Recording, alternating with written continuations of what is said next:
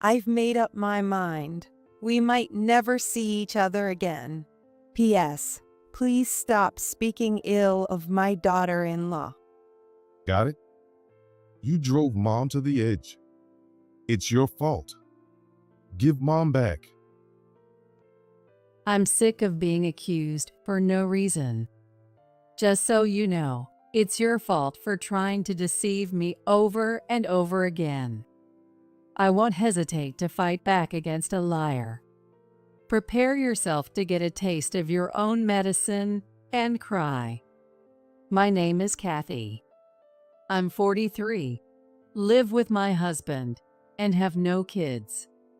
When I say we live together, my husband, Sam, is only in the US for half the year.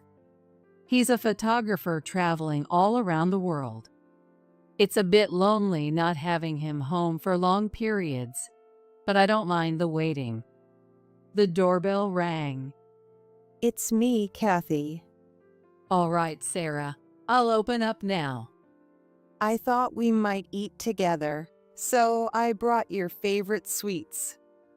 Thank you.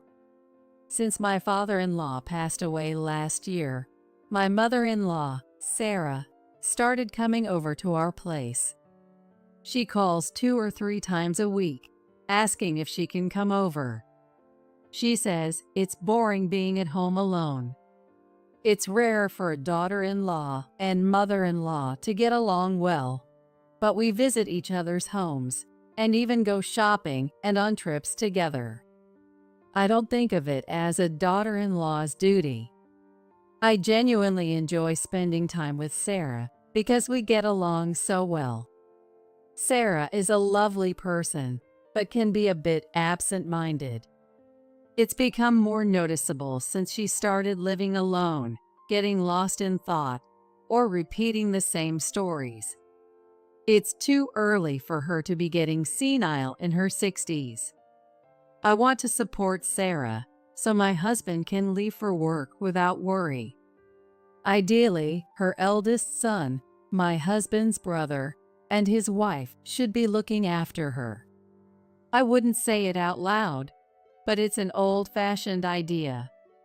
Her son, Robert, is a bit of an eccentric. His wife, Emily, is no less so. Together, they're a draining pair. Mentally and physically exhausting just to talk to. Despite their age, they're self-centered and reckless. We simply don't get along. So Sarah relies on me instead of them. While I was making tea, the doorbell rang again. Who could it be? It's me. Is Mom here? Hi, Sarah.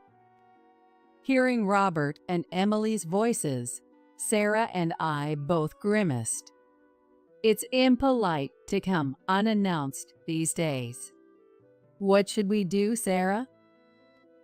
Sarah says with a sigh. It seems they need me, so I guess it can't be helped. Right. I opened the door. Hey, Kathy. Hello. With that, they barged right into the house. Mom, why aren't you at your house? Because I don't want to see you. Come on. That's harsh to say to your son. You just had to push your way into Kathy's house. I'm in a hurry. You get it, right? Sarah looked fed up. I've said it multiple times, but I don't have money to lend you guys. Please, Mom. As he said this, he ate my sweets. It was not the attitude of someone asking a favor of his mom. I can't understand the nerve of someone eating someone else's food, especially my favorite, without asking. Then Emily saw it. Kathy, where's mine? There isn't any.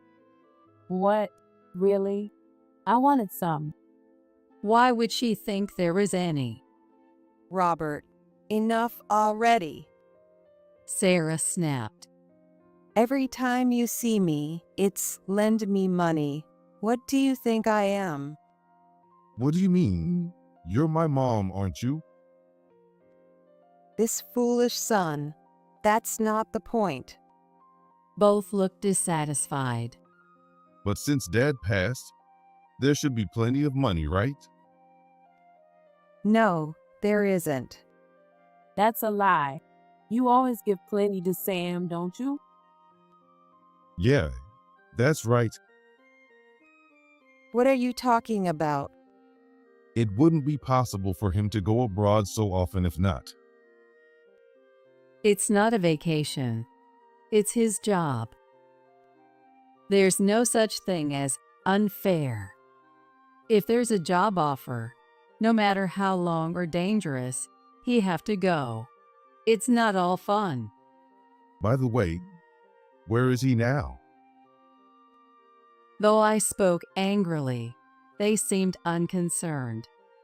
Right now, he's gone for about a month to take pictures of the auroras. That sounds amazing. It's minus 22 Fahrenheit, and not a tourist spot, but in the outskirts. It's not all fun. Just going abroad to take photos. That's so unfair. I was speechless. What's going on? My husband is just working hard.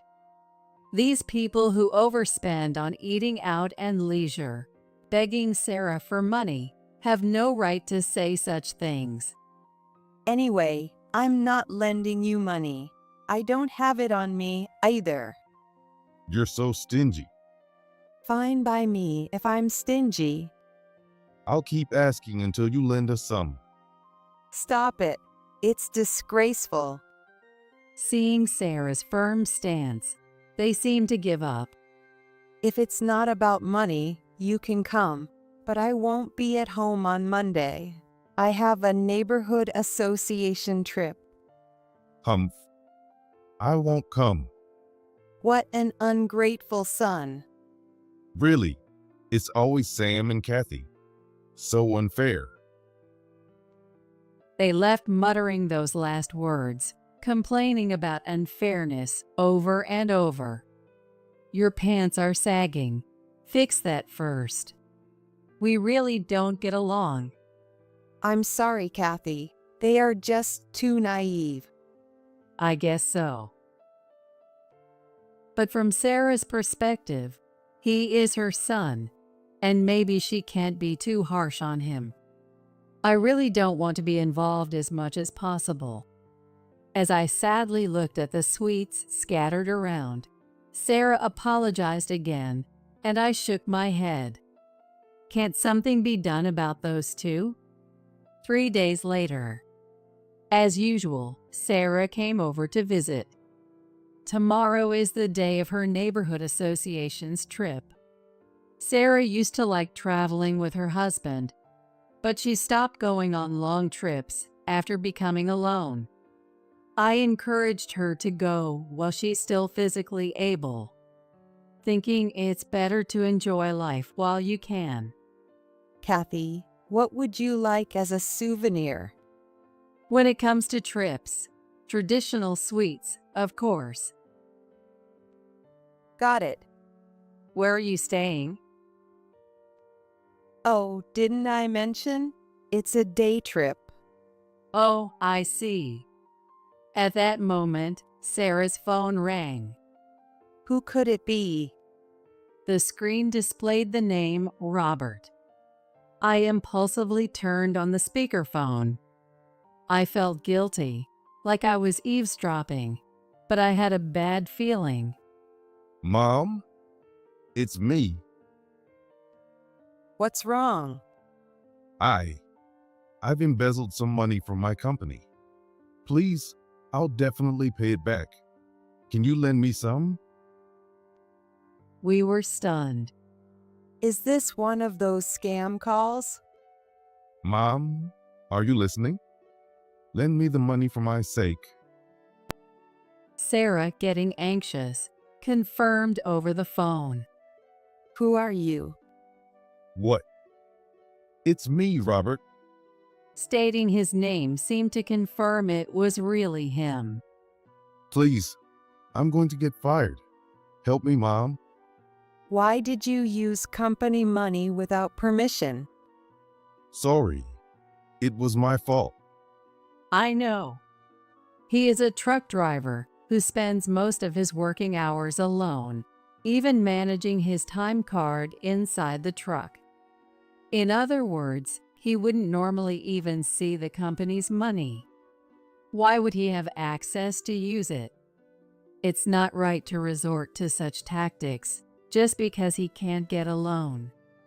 Who would fall for such a typical scam call anyway, I thought. What should we do? This is troubling. Sarah was visibly anxious. Could she actually believe this? People fall for scams they know are suspicious because they prey on their concern for family members. What a despicable tactic, I said to the flustered Sarah. Sarah, calm down. It's just a scam pretending to be a family member. It's just a nasty prank. Hey, I almost had her. Don't interfere. Robert, deceiving people is despicable. I have no choice but to do this, right? Sarah seemed relieved at first. Then she looked furious. Robert, stop making fun of people, Mom, just lend me the money. especially since you're just going to waste it on gambling, right? I'm trying to make more by gambling. Don't go.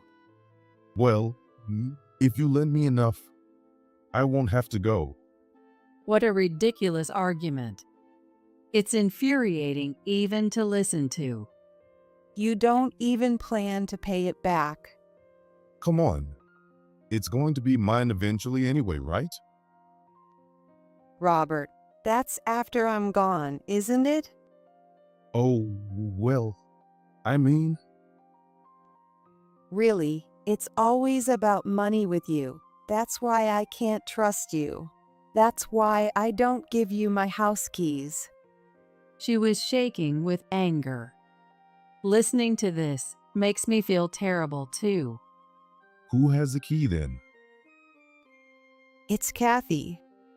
Even though she's just the daughter-in-law?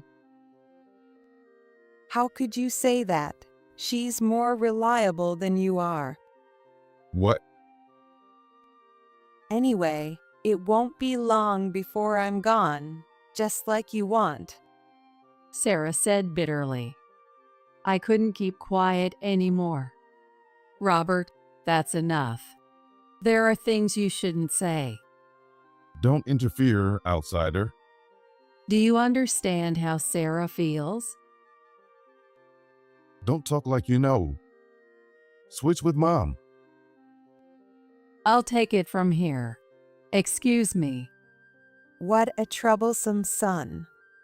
After the call ended, Sarah tried to laugh it off, but she couldn't hide her shock. Direct conversations always turn into fights, don't they? I want to help, but I feel like getting involved might make things worse. Sarah, how about communicating through email? It might allow both of you to calm down. Maybe I'll try that. Sarah started drafting an email. The next day, Sarah went on the day trip as planned. Concerned about yesterday, I didn't want to leave Sarah alone. If you get tired, stop by my place on your way back. I'll have dinner ready. After sending the message, instead of replying, she sent real-time photos taken at the bus or rest stops. She looked very happy, shoulder to shoulder with her neighbors from the community. I hope this trip gives her a chance to refresh herself. It seemed my wish came true. Sarah came back looking happy. It was great. I'm glad I went. It was good to see her energized. We talked about the trip while looking at the photos she sent. We walked along the river. That must have been exceptional. It was fun but exhausting, just for a day trip. Sam is incredible for traveling the world like that. Indeed. Let's eat sweets together. I'd like some coffee. Okay. While I was preparing coffee in the kitchen, my phone rang. Ugh. The only person who would make me react like that is Robert.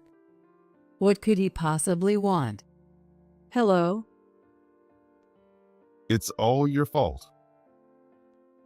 What? Robert suddenly shouting on the phone. It's painful to the ears. You're the reason Mom is. A murderer. In the background, Emily is ranting.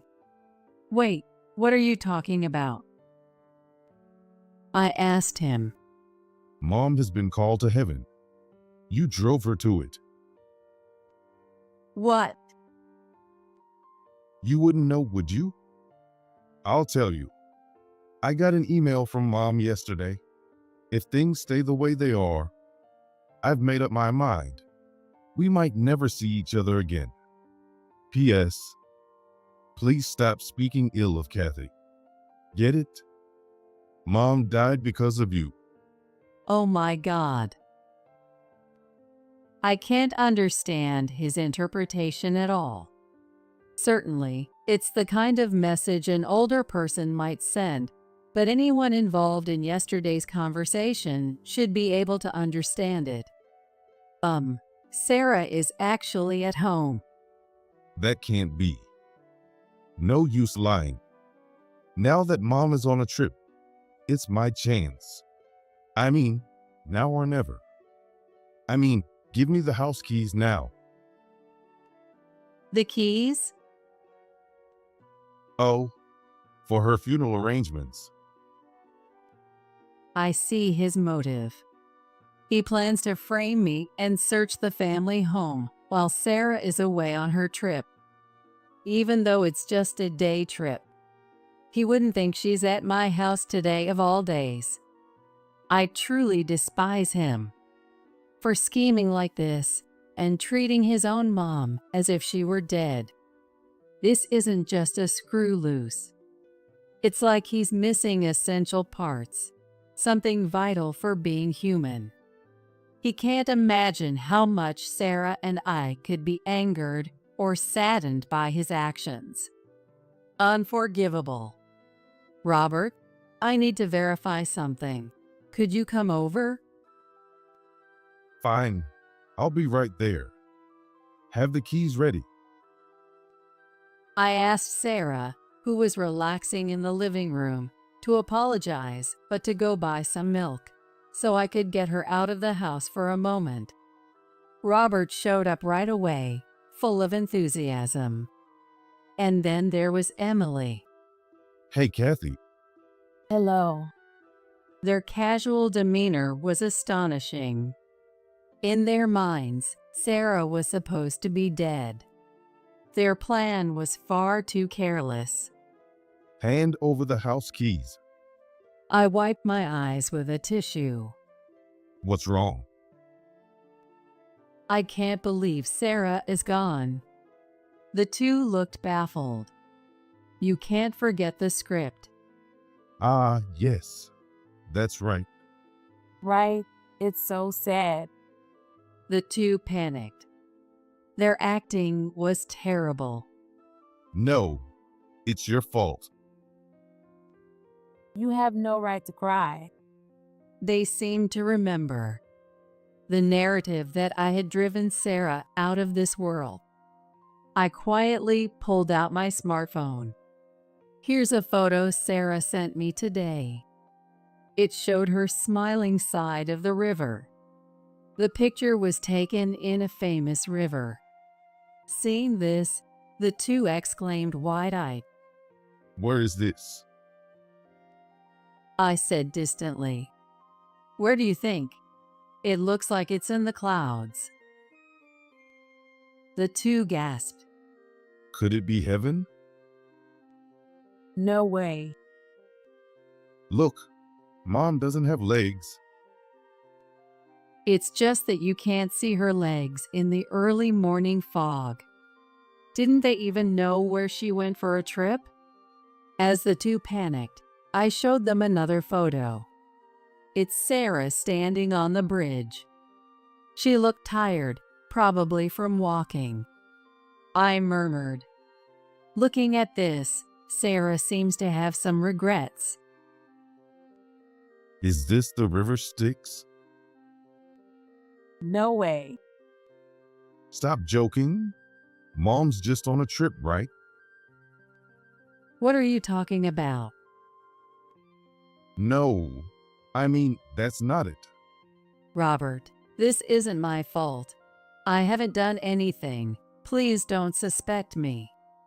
As they looked back and forth between me and the photo, confused and panicking, their fabricated story seemed to become reality, and they were scared.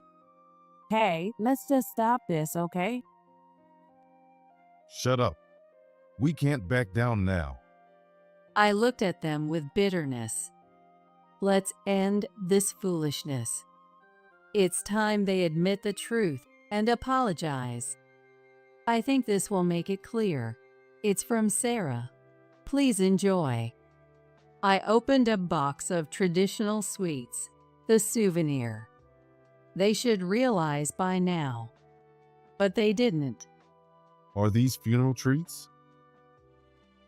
No way.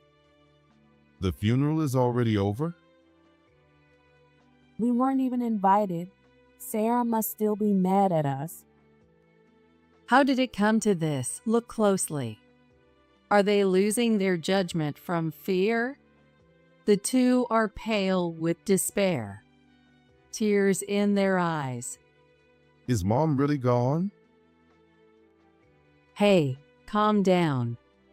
Wait, who's at fault here again? It's you. Just as I was about to reveal the truth, the doorbell rang. It's my husband, Sam. I'm home. Surprise. What's going on? Weren't you supposed to be back later? The shoot finished early. Wait, Robert. What's happening? Sam, seeing his brother and sister-in-law wiping tears, is surprised. What happened? Sam, Mom has. Oh, Mom, yeah. I just passed her a while ago. What? Besides, listen to this. I had quite a scare in the snowy mountains. I almost became an icicle after a fall. The two grew even paler. Sam, you really just fell? Yeah, I thought I was going to knock myself out. See, you did see Mom, didn't you? Yeah, You're not supposed to go home yet, are you? but I'm done with my work. You don't realize what's happened to you, do you? No way. Sam laughed. What are you talking about? Robert, you're being strange. It's magical and wonderful.